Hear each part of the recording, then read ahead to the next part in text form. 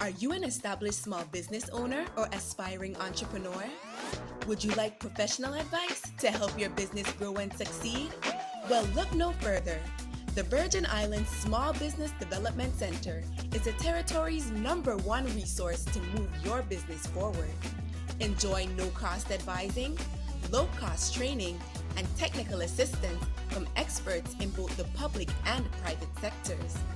The VISBDC is nationally accredited and sustained by the University of the Virgin Islands and the U.S. Small Business Administration.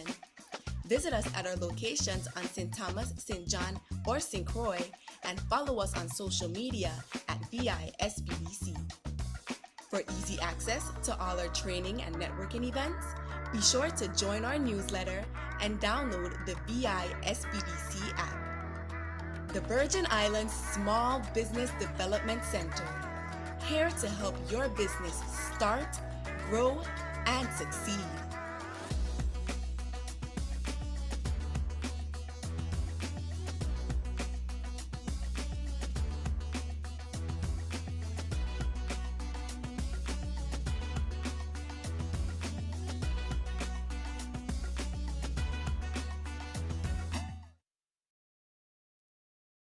Hello, good morning, everyone, and welcome to the VISBDC's hosting of Registering and Maintaining Your Business Name in the USVI Electronically. Today's session will equip USVI small businesses with the tools necessary to apply for and renew their business trade name. Allow me to introduce today's lead presenter, Director Denise Johannes of the Division of Corporation and Trademarks at the Office of the Lieutenant Governor. But just before I do that, let me just give a few friendly reminders. Please place your questions in the chat, and they will be addressed by the presenting team either directly in the chat or later during the question and answer segment.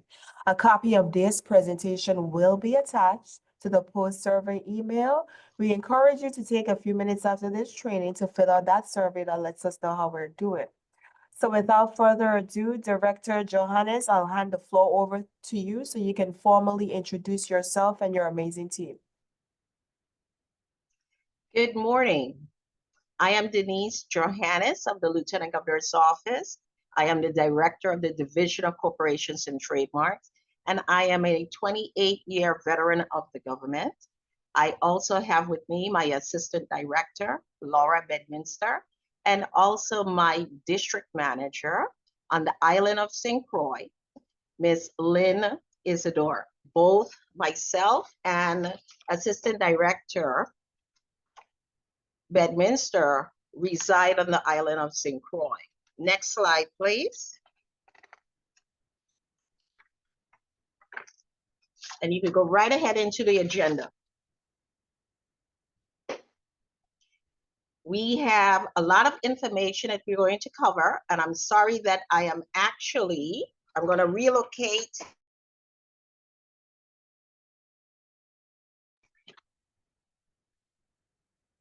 I am looking at two screens, so if I'm looking away, please forgive me.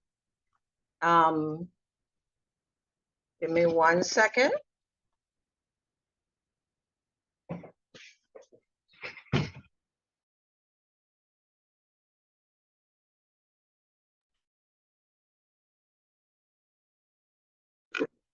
Give me 1 second. I'm just having some problems with the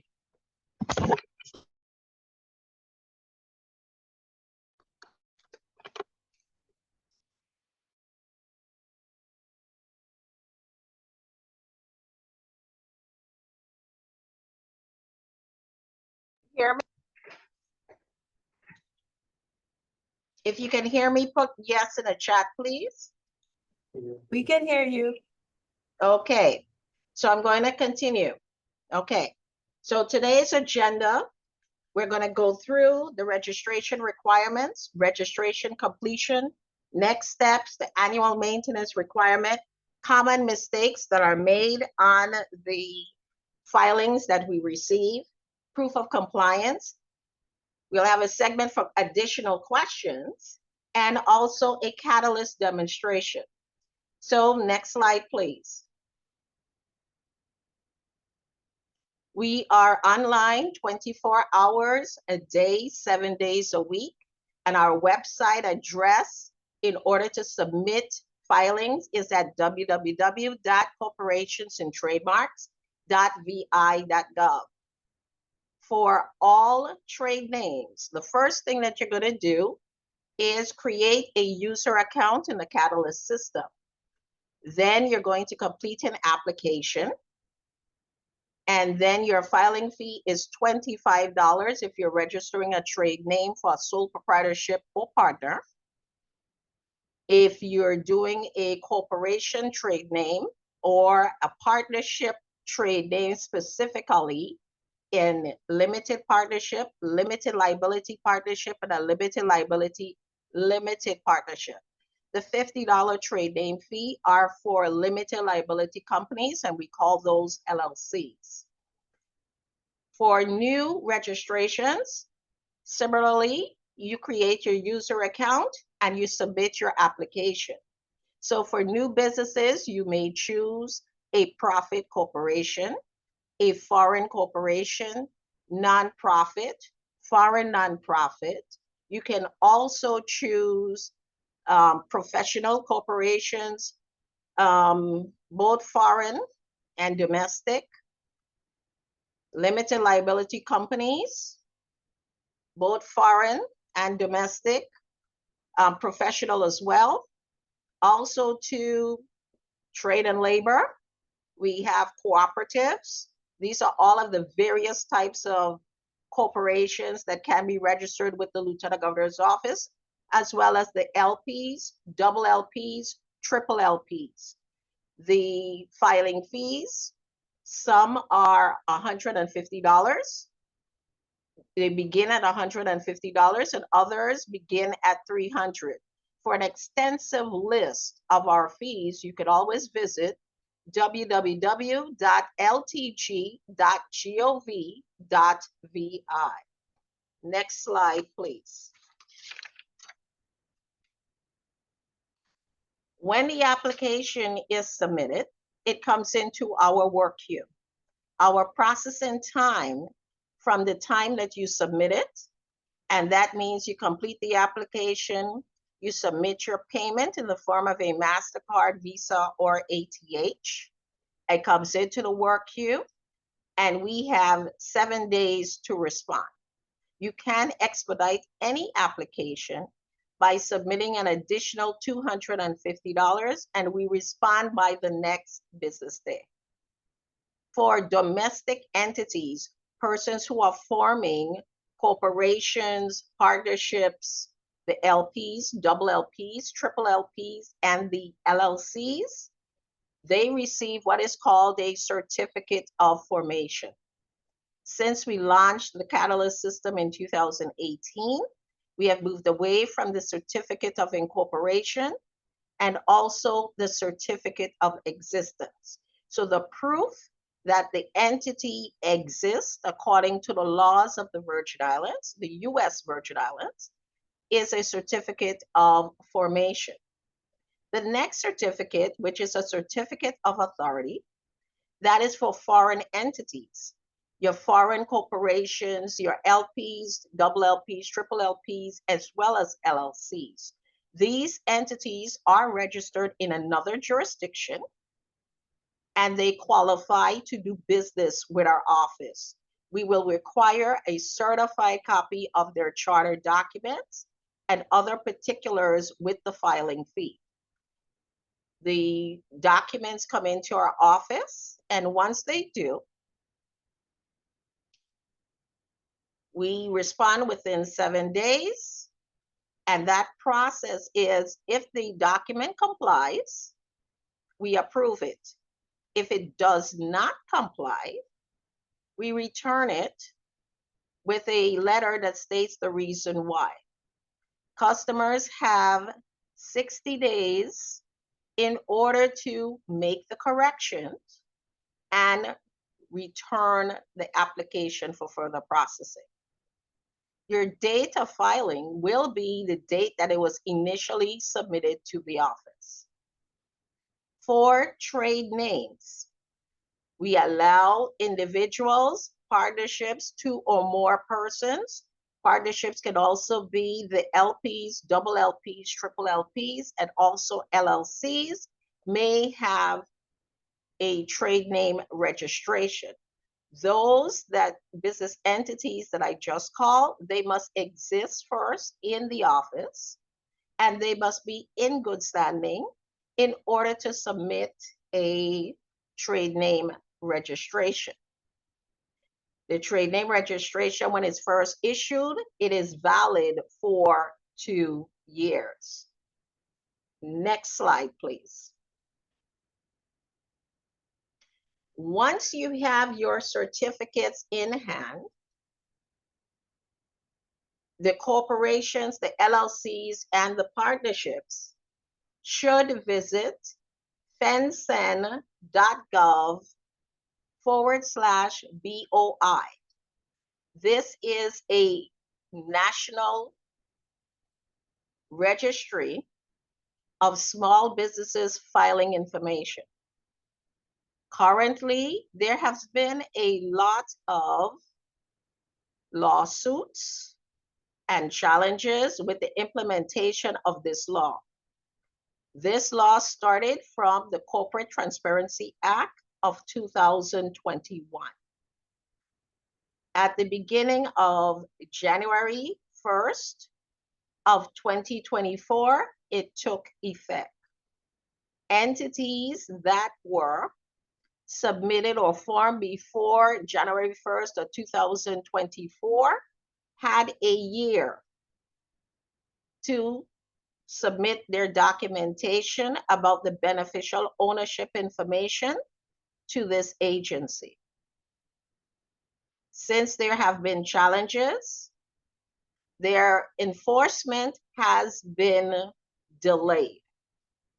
But you could find out more information by visiting fencen.gov/BOI.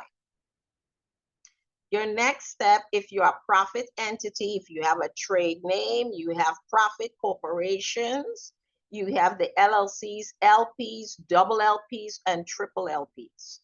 Your next step is visiting the Virgin Islands Department of Licensing and Consumer Affairs.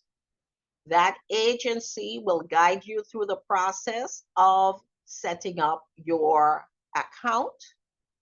Their phone number is 340-714-3522.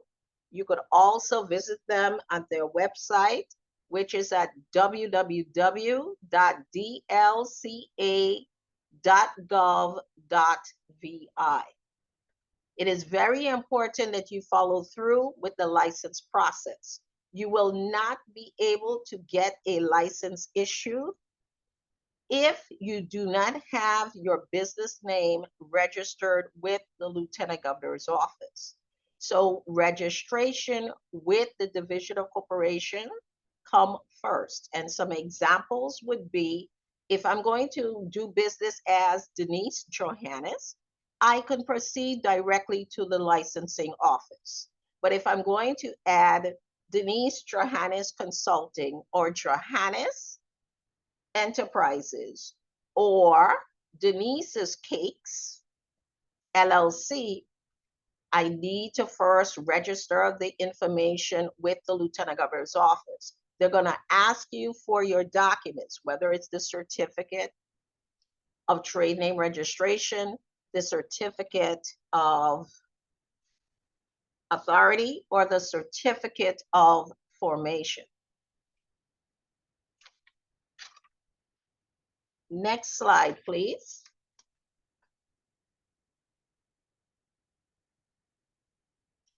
Every entity, once you're registered with the Lieutenant Governor's office, you are required to maintain the registration. For profit corporations, they have a franchise tax report, an annual report, and a true and correct balance sheet. Income statement must also be attached. The minimum filing fee is $300. The maximum filing fee is $150,000. These reports are due on or before June 30th of every year. If they're late, and if they come in on July 1, there is an assessment of a late filing penalty of 20% of the tax. And also assessed is a monthly interest that is compounded annually, and it's 1% of the tax. The penalties and interests cannot be waived. The Virgin Islands Code does not authorize the Lieutenant Governor nor the Director to waive any taxes, penalties, interests, or fees.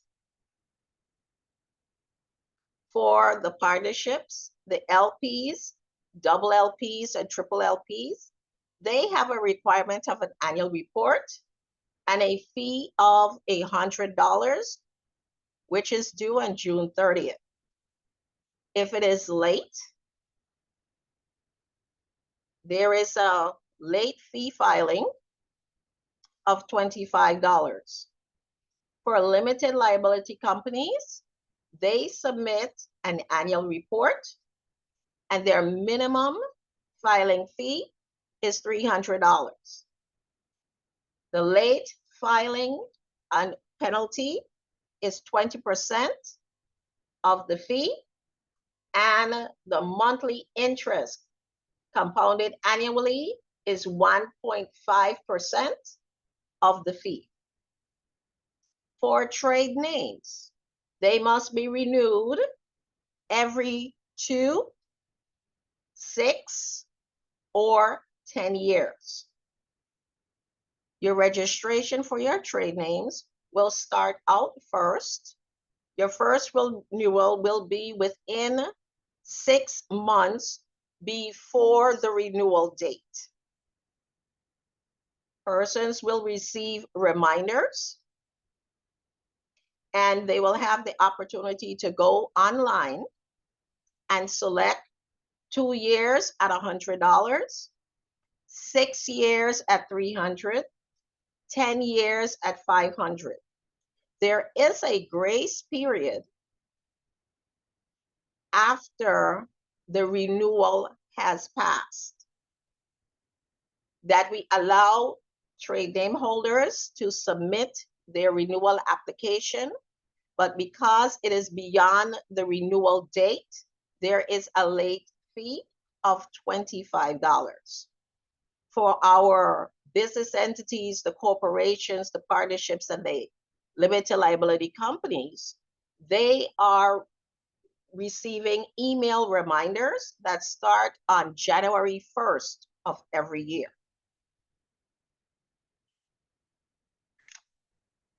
Next slide, please.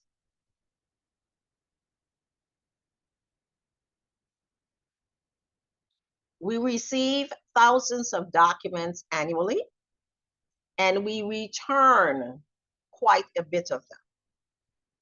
And in this segment, we're going to discuss common mistakes. Why would we send back a document for revision? So applications, annual reports, franchise tax reports, the entity's name. For our corporations and the partnerships and the LLCs, they're required to upload a resident agent form. One of the biggest mistakes on that would be the entity name. It may be different from what was put into the application online. And I'll give you an example. Denise Johannes Enterprises LLC is what was typed into the application. And then on the resident agent form, Denise L. Johannes ENT period LLC. Those names are not identical. Another thing would be the principals. These would be the persons who are forming the businesses or registering the trade name. Names like Susanna Doe is on the principal tab, and then you put Sue Doe on the signature tab. Positions. For when we are submitting documents, persons who are forming corporations, they're called incorporators. So we're expecting to see the names of the incorporators on the signature tab. Also, persons who have entities that are in existence in another jurisdiction, like corporations, we're going to be looking for the president and the secretary to sign the applications. When it comes to the annual reports, we're looking for the president with the treasurer. Another big one that we send back documents for that are not in agreement with is the tax closing year. If you upload a document for your corporation that has December 31st, 2024, but in the annual report, you put September 30th, 2024, it will be returned. Another document that we also send back, or another reason, would be the capital information. Capital stock for corporations and capital for the LLCs. If you're putting your capital and you have paid in capital,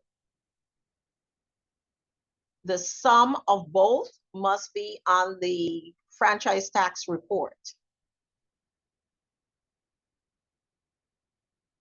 Problems with balance sheet and income statements. The total assets are not equal to the sum of the total liabilities and equity.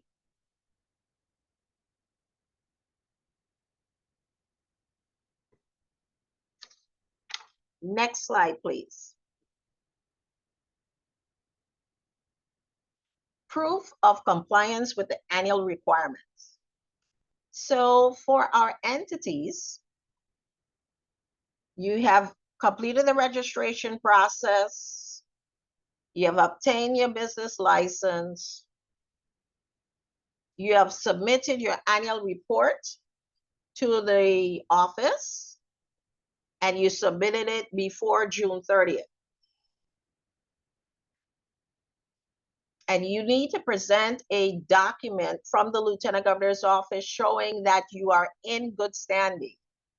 We issue a certificate of good standing for corporations, the LPs, double LPs, triple LPs, and LLCs. It's a fee of $25. They must be requested. If all good standing certificates expire on June 30th of every year. So if a good standing certificate was issued last year or now, it's going to expire on June 30th of 2025. If you submitted your annual report during this period before the due date, and you want one that is going to last for a year period, you must obtain it on July 1st of 2025. Submitting the report early does not mean you're going to get a good standing certificate that is valid through June 30th of 2026. It must be obtained after the lawful due date that is set by the Virgin Islands Code. For trade names, we do not issue a certificate of good standing. We issue a renewal trade name certificate. It will have the date of registration and it will have the new renewal date. All persons that receive, submit, when the renewal is submitted, they actually go through and they get this certificate. A lot of the documents that you're provided with, you're getting the certificates, you're getting the copies of the applications that have been approved, you're also getting your payment receipts. The only thing that's a difference would be when you first register with the Lieutenant Governor's office, you will get a letter from the Lieutenant Governor welcoming you to business in the territory and letting you know when your annual report or your renewal will start. Next slide. Are there any questions?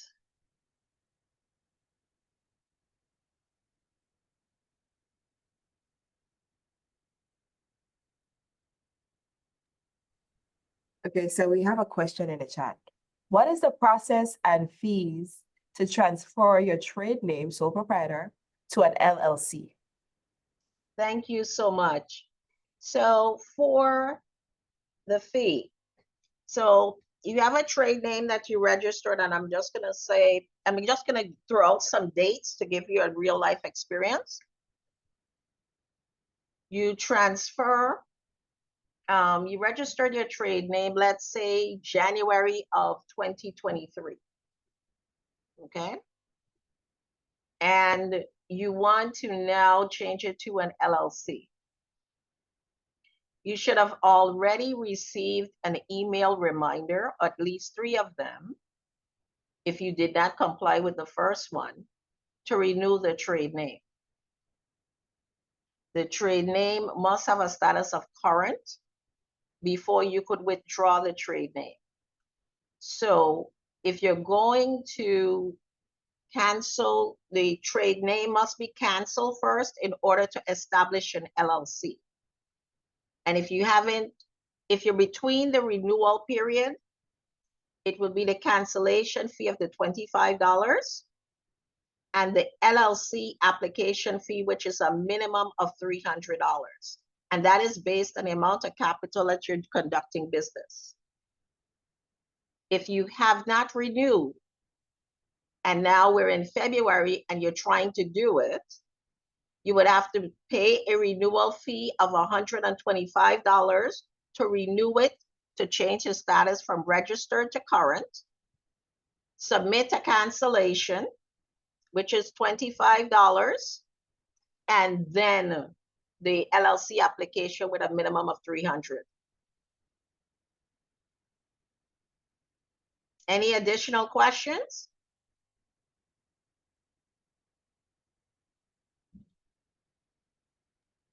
I don't see any at this time. That person said thank you. You're welcome. So if there's no other questions, then you get to the part of the catalyst demonstration. So I'm actually going to share my screen and I'm going to walk you through a couple of things on the system.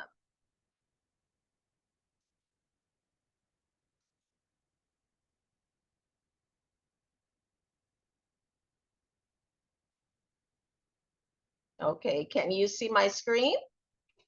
Yes, we can. Very good. So this is the Lieutenant Governor's Office Division of Corporations and Trademarks website at www.corporationsandtrademarks.vi.gov. This is our landing page. The first thing, if you do not have an account, is to complete the registration process. We come up with a username.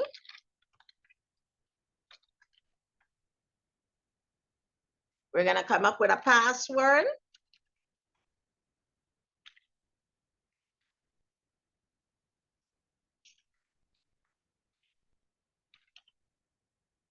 We're going to come up with a secret question.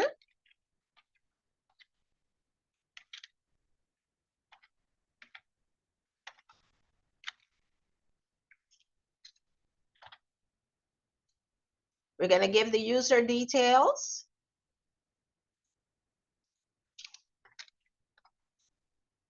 I can put in my middle initial. I just follow the prompts.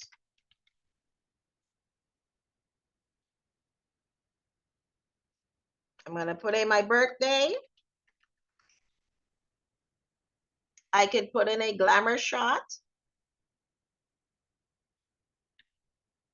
I'm going to put in my email address.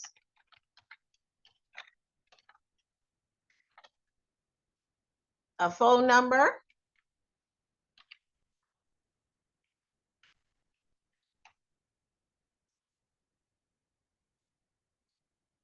I could put in my extension.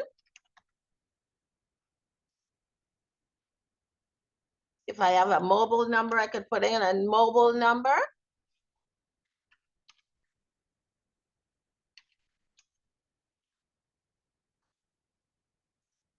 Zip code. And you notice I did not switch when it came to the physical address. I did not switch it from the United States. I kept it on. And a common mistake here when setting up the account, some persons select states, United States, minor outlying islands. This is incorrect. We have a zip code lookup. So keeping it there. And I'm putting in my physical address.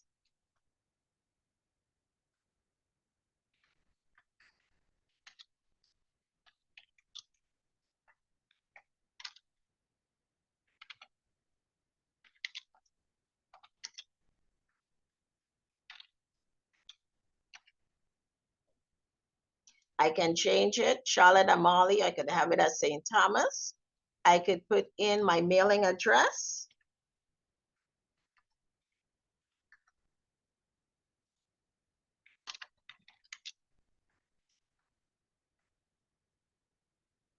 I can change it from St. Croix to Christiansted. Or if that's not correct, I could use Kings Hill. And I could even change it to Frederickson. And then we hit create. Okay, so my password was too short and it does not match. So going through this process, we just complete everything with the red asterisk, okay?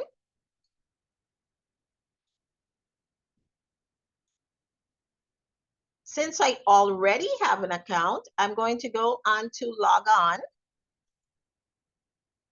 and I'm going to log into the system.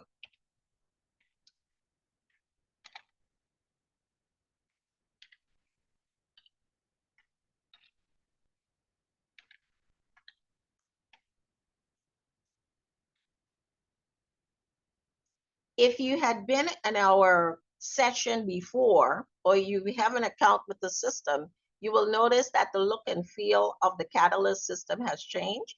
We have went through a major upgrade in the month of December. We have items that are welcome, and this is what we're going to see. Our home, our online services. Clicking on our online services, we are able to see an extensive list of registrations to select from. And these were some of the things that I was discussing. For trade names, we have reserve a trade name and we have register a trade name. The two are different. The reservation or the reserve a trade name is when you're putting that name on hold because you're not ready to file a formal application. The registration of the trade name is what you would want to select in order to register the entity, the name for 2 years. We have reserve a business entity, and that would be for any of these entities. We have a request for information through a request for a certificate of non-existence. If you have a name, some persons want a document that shows that that name is not registered with the Lieutenant Governor's office, and this is where that will happen. We have this search button that we can search any name. I am just going to demonstrate the search feature. I am only using entities as for example purposes. We're all familiar with the daily news, and we have 2 entities that are registered. We could have selected contains, and anything with contains with daily news in it would appear. We have the business names, which are the trade names, and we have the business entities, which are the corporations, the partnerships, and the LLCs. Looking at the screen, we are able to see the Daily News Holding Company, Inc. We have an identifier. We have the date of registration. We have the last annual report filed, and this is according to the year that it was submitted, not the person's physical year or fiscal year, but the year that it was due. So that June 30th, 2024 is why it's showing this year. We see the business entity, it's in good standing. The entity type, which is it's a domestic profit corporation, it's a general for-profit corporation. We have the name of the resident agent, and we have the principal office. We have the Daily News Publishing Company, same thing. This one here is the newspaper that we have on St. Thomas, and they have been registered with us since March 2nd of 1972. They're also in good standing. I'm going to use the Daily News Publishing Company. When we extend ourselves on it, we are able to see the date when the last report was submitted, and they submitted their report on June 30th, 2024. All corporations, the partnerships, and the LLCs have up until 11:59 p.m. on June 30th to submit the document. You're able to see the name and addresses of the resident agent, the principal office, the term, which is perpetual, the number of shareholders is 1. For new entities that are being formed, you will have to put in your nature of business. This is an entity that was migrated into the Catalyst system. We go to documents, you will not be able to see documents. History details, you can see all the activity that has occurred. You will notice that the first time that they filed into the Lieutenant Governor's office was the filing for 2019, and that's a June 30th, 2019 filing. If persons want a copy of documents that predates this, they would have to contact our office, whether by phone, by email. They could also visit our office, and we'll be able to process copy requests. You will also notice that we have individuals that actually received a notice of non-compliance. So for the business entities, they get their first reminder in January. They get the second reminder, April. They get their last reminder in June. And then as July 1 occurs, they're told that the report is past due. And that's why you're receiving this information. As a person that does not have authority over an entity, you're able to request copies. You can select all of them, some of them. You can ask for it to be certified.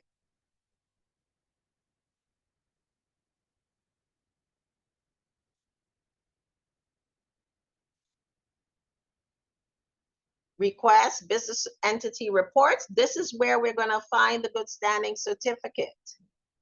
No, business entity is information on the entity. So it will give you all of the particulars about the officers, the directors, that general information. The principal address, the name of the resident agent in the business entity report. The next one, request business certificates. This is where the good standing certificate is. There is also a certificate of fact. The certificate of fact is actually a document that just shows evidence of existence. It's not to be confused for a good standing certificate. And you will notice that the certificate expires on June 30th of 2025. If I wanted to go through this process, I would click the desired certificate. I would verify my email address. I would click on request documents. And then from here, I would click my form of method, which is credit card. I'm going to click on continue. It's going to take me to our Evertech payment system. And this is where I would put in my credit card information, the expiration year and month of the card, the name on the card, the zip code, and then I will hit continue, and I'm able to put in the 3 digits on the back of the card.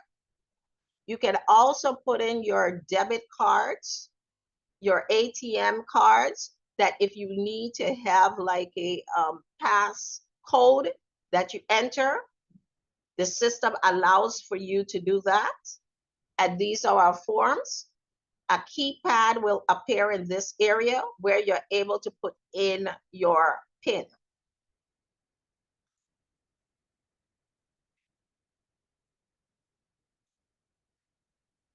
So since I am not going to go through with the payment, I'm going to go back. I'm going to discard. And I'm going to go back to the daily news.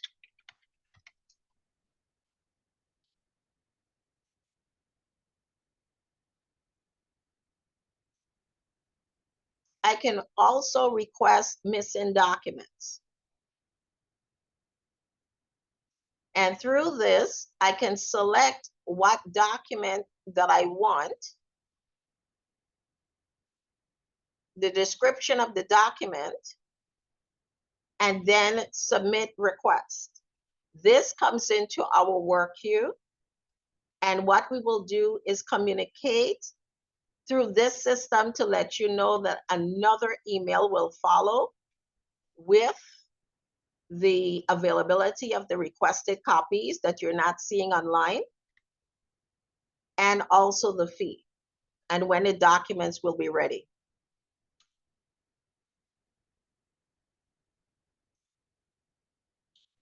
We have requests for principal information.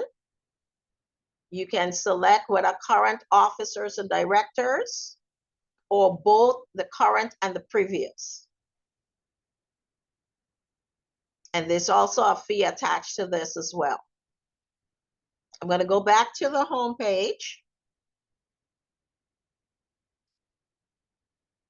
So entities that I have authority over, going to be under your items. These are all the entities that I have authority over. So because I have authority over them, this is one that has been administratively dissolved because of the failure to file the annual reports. I can click here so that you could see that it was first registered and in good standing in 22. It changed in 24 to register because I did not file the June 30th, 2023 report.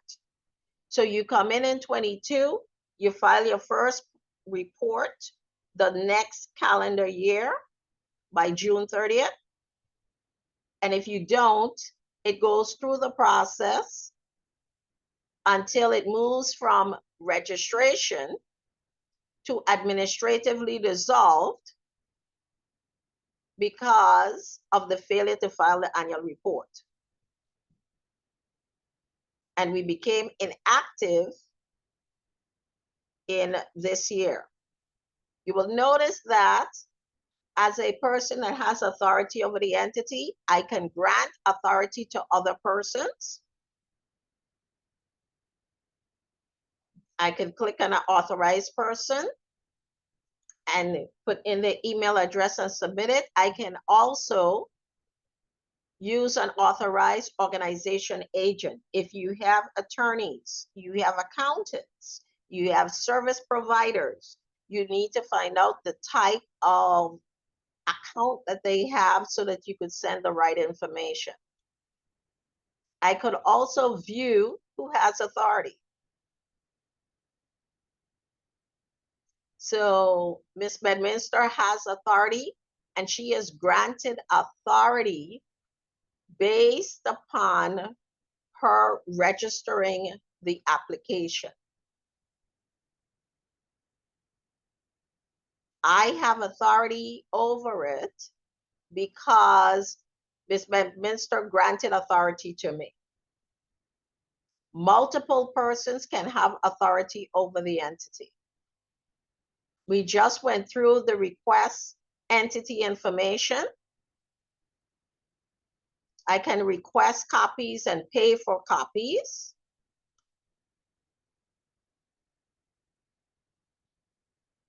Or I can go to the history details, and because I have authority over it, I'm able to click on my articles and I can export a copy of them in a PDF format. This is what my articles will look like.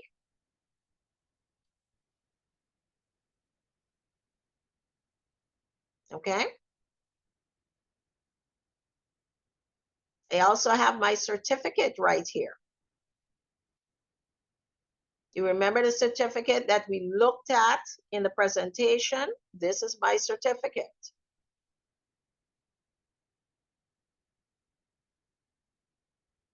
And there it is.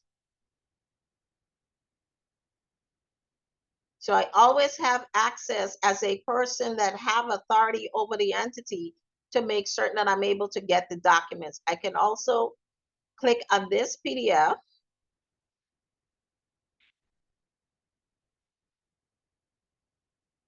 One moment.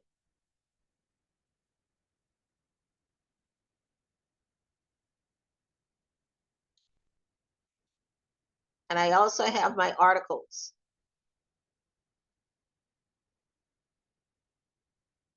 And it's sharing the information.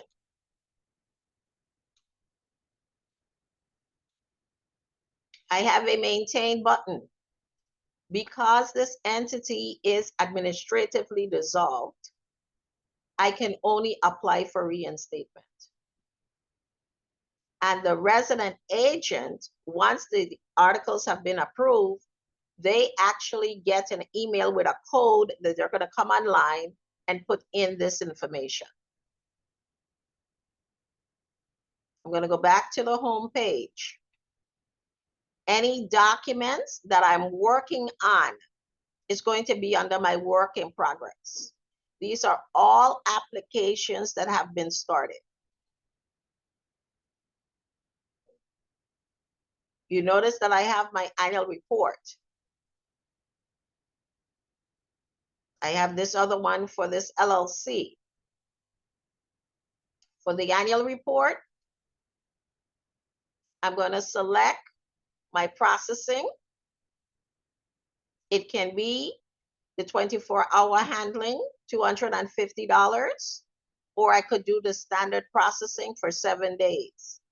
Because this is the annual report, June 30th, 2022, my tax closing date must be before,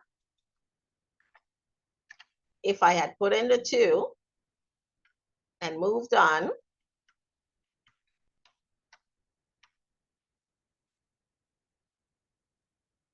and I'm going to go all the way through. I have my capital. I can, if I add additional paid in capital, I would put it in there. If I don't have any, I'll put in my zeros. And you notice that it switched. I would save and continue. I would go through the process. You notice that there is no red asterisk. So for LLCs, you do not have to submit a balance sheet and income statement. If you do, we are going to compare the information on that submission with the annual report tab.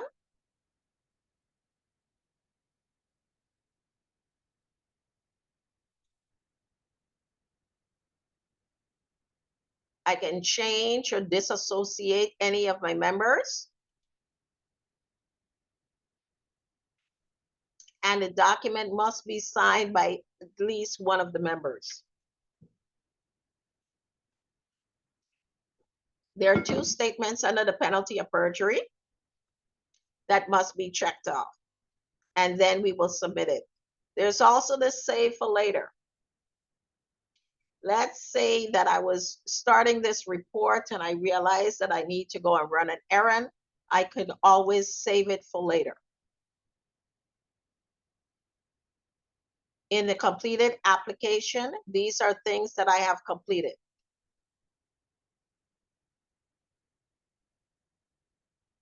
I have a watch list. So these are entities that I have authority over that I'm watching. And I'm going to go right back to the dashboard.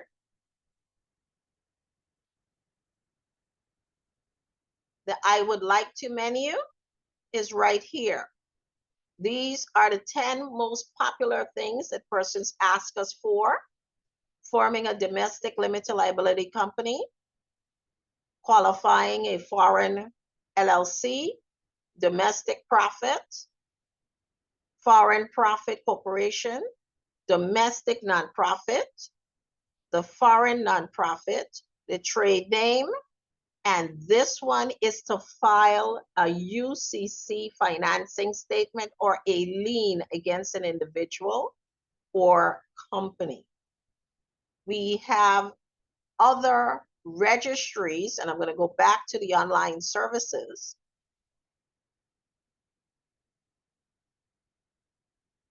If you receive authority from someone over an entity, a trade name, or a business entity, you can confirm your authority here through the business entity.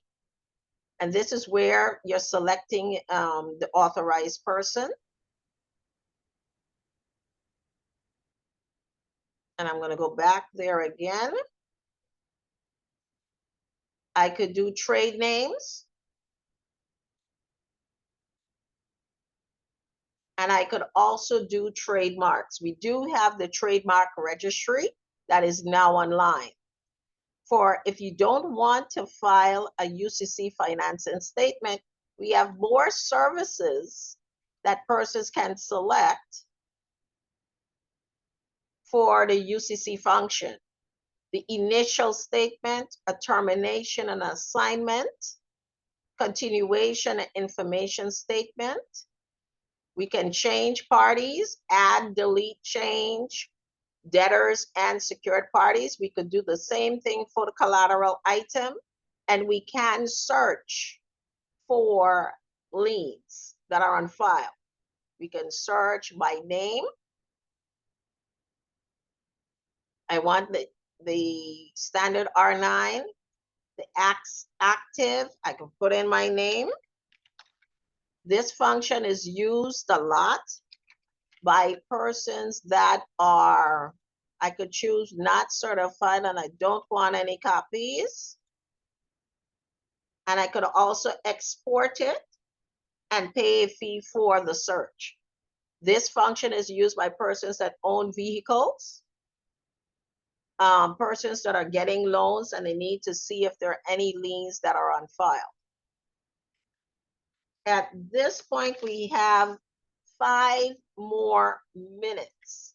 I would like to know if anyone has any questions.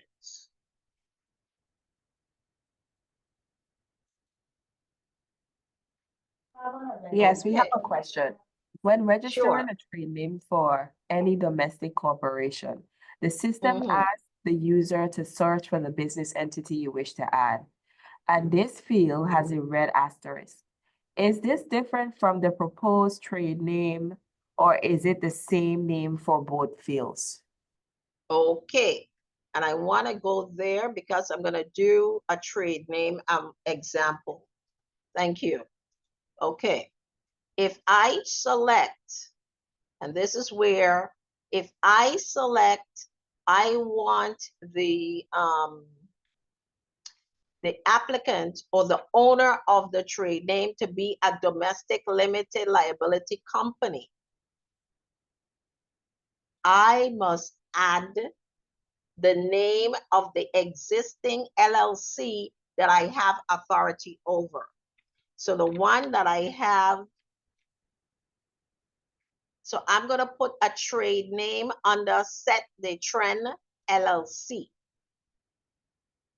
Okay. In this area where we have the proposed trade name, now what I want to put is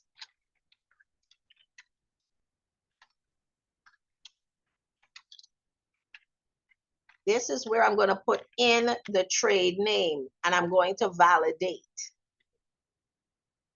The name is available, but we're still going to search the records once it comes into the work queue. We are no longer searching the name before the application is submitted.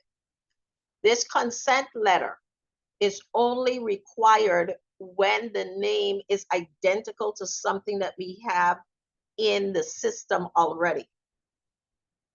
Then we get to our nature of business. I can select any one of these, and if I don't see what I'm looking for, and let me just, if I go to retail, I can look all the way down and see all of these things, and if there's nothing there, I'm doing retail, and let's say I could select other, and I am doing retail of photographs.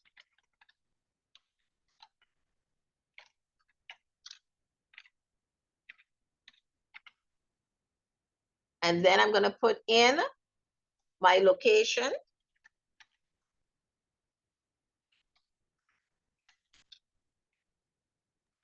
Ms. Johannes, as you enter in information for location, we have a question. Is there Sure. any way to keep physical addresses private from public search for home-based businesses? That is for security purposes. Actually, no. And here is the reason why. When you submit your application to the office, we're going to populate it and it's going to be available in our system.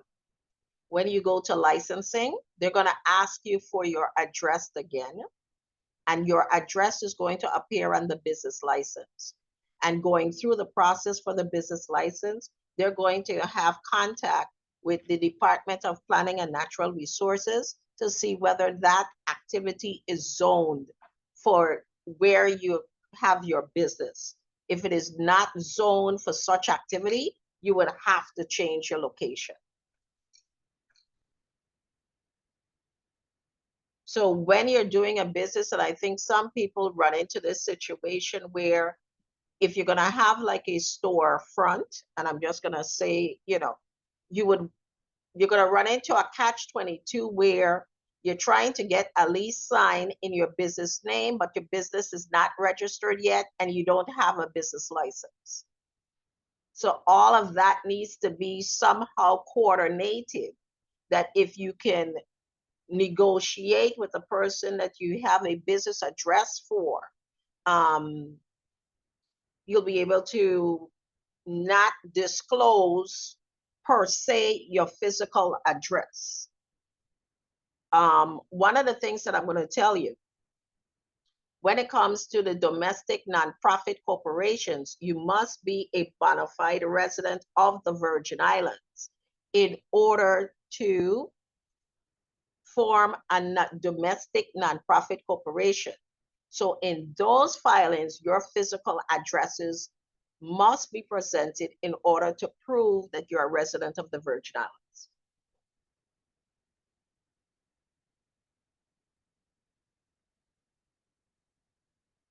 And I'm going to stop. And right now I see that basically time is up.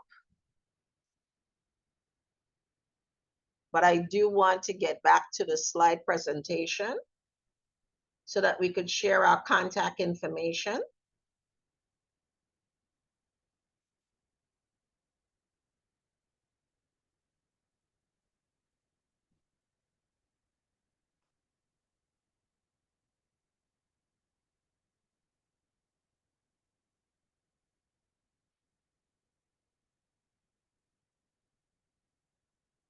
So we're providing to you our information for St. Thomas and St. Croix.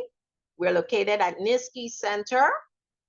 We're open from 8 a.m. to 5 p.m. And we're Suite 2, so we are 3 doors down north of Subway. For St. Croix, we're no longer in Christiansted. We're at the old Caribe building on the 2nd floor across from Sunny Isles. We have provided our email addresses, denise.johannes@lgo.vi.gov, laura.bedminster@lgo.vi.gov, Lynn Isidore at lgo.vi.gov, and our office website at www.ltg.gov.vi. That website is for the entire office. You would click on divisions, Division of Corporations and Trademarks, and we have information there as well. Are there any final questions?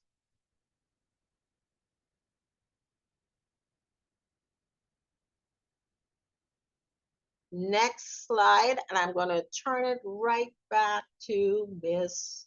Industrious. All righty. Thank you for that presentation. I'll still afford the opportunity for persons to ask questions. So you can take this time to type it into the chat, or you can raise your hand and then we'll unmute you so you can ask directly. But in the interim, the VISBDC has so much more in store for the USVI small business community. You can visit our website at www.visbdc.org. Download the VISBDC app on your mobile device from the appropriate app store. Like and follow us on Facebook, Instagram, Twitter, Google Business, and subscribe to the VISBDC YouTube channel for new uploads of our on-demand webinars. I want to give a preview of trainings that are coming up. On the 25th, we have disaster mitigation, preparation and mitigation for your business. The time to plan is now with SBA. On March 4th, we have USVI government contracting procurement basics. On March 11th, we have SBA Federal Contracting Certifications. On March 25th, we have SBA Webinar Tuesday.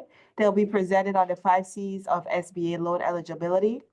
On April 8th, we have Surety Bonding 101. On April 22nd, we have Learn About SBA's resources to help your business start, grow, and succeed. And we have a few more coming up in May. So we encourage you to visit our website, our training portal, so you can register in advance. We have a complimentary app. You can use that as well. I do see someone's hands raised at this time, but I'd like to tell persons, if you're in this meeting and you don't have your actual name as your username, please take this time to edit your name so I can make sure that you're accounted for and you receive that post-survey email. Attached to that email, you're going to get a copy of today's presentation. So I'll go ahead and allow for persons to ask questions directly.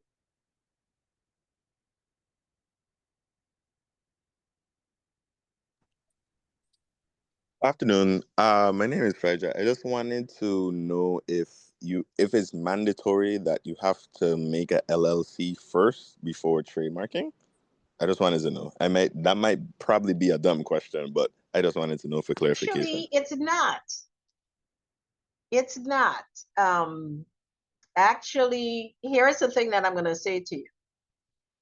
You said LLC and you said trademark. And I'm going to explain the difference between the two. The LLC is the legal business name, is an entity type. It has its own existence out there in the public. A trademark is a symbol or word design combination that identifies an item or product.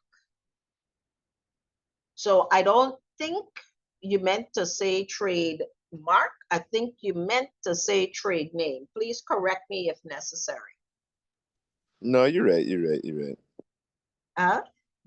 No, you're right. Okay. I meant to say trade name. I just didn't understand the difference between the two. So thank you for clarifying for me. Right. The trade name is like a doing business as name, a DBA.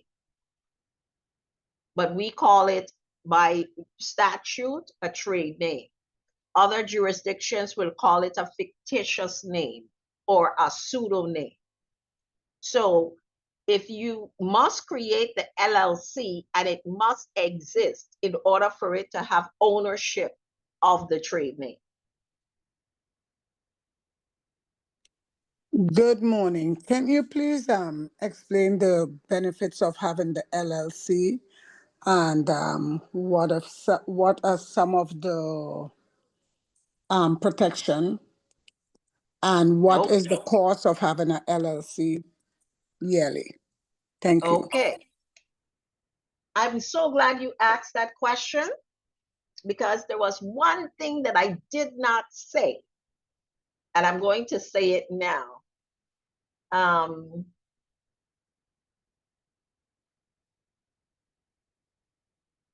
Okay. All right. So with your question, okay? First and foremost, the Division of Corporations and Trademarks team members, staff is prohibited from giving persons advice. Persons should go to an attorney or they can go to an accountant in order to have a better understanding. These experts are the ones that are going to guide you and let you know whether you should do a corporation versus an LLC. Now, persons choose LLCs for different reasons. And I'm going to share with you the aspects between a profit corporation and a LLC. Corporations, you need a minimum of 3 persons in order to form it. LLCs, 1, minimum 1. 2, you need to have officers and directors. However, The same person cannot be the president and secretary. For the LLC, you can have one member if it's member managed. You can have one manager and one member being the same person if it's manager managed. The filing fees for a domestic corporation starts at $150. The LLCs starts at $300.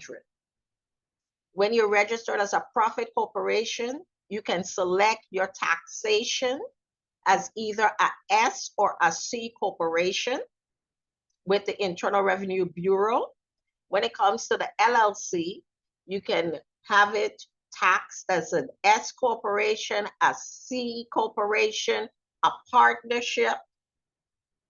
Okay. You could also have it taxed as the sole proprietorship.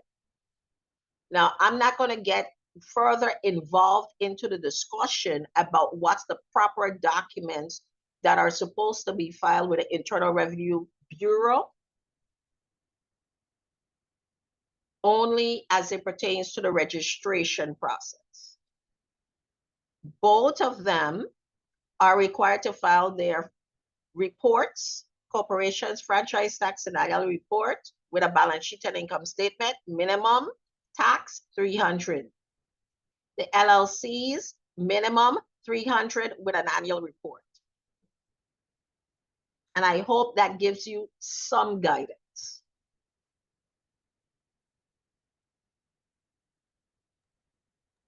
Any more Yes, it questions? does. Yes, it does. Okay. I'm sorry I couldn't, I was trying to get on earlier. My internet was just messing up and I couldn't get on early enough to, to get a lot of the information. So That's okay. We're thank going to you. send the PowerPoint. We're going to Okay. send the PowerPoint. Sorry. We were going to send a PowerPoint, and our office numbers 340-774-2991 for St. Thomas, 340-773-6449 for St. Croix. Okay. Ms. Bedminster, can you go back to our contact information? Thanks. And you can always email us, you can visit us. We do have kiosks in the office that we allow the public to use. In St. Croix, we at Castle Coakley in the old Caribe building on the second floor, and we at Niski Center in St. Thomas. Okay. Are you located in St. Thomas? Yes, I am. And you are Miss Bedminster or Miss? I'm Miss Johannes. Okay. Miss Johannes. Okay, so Right. you're Miss Bedminster is the assistant director, and she's on St. Thomas with me. And Miss Isidore is the district manager on St. Croix. okay, so your name is not located here on the information listing. Yes, it is. It's the first one. Okay. Okay, Miss Johannes, Miss Denise Johannes, thank you. Okay, You're got you. welcome. Okay. You're welcome. So I can beg for 4.5 minutes one day to come and sit and talk with you to get this in English, right? Yes, you can. Yes, you Thank you. can. Thank As you. long as I don't have a meeting, a deadline, or I'm physically in the office. It won't be a problem. You can always call ahead and get an appointment. It's not a problem. Thank you, my love. Appreciate it very You're much. welcome. So,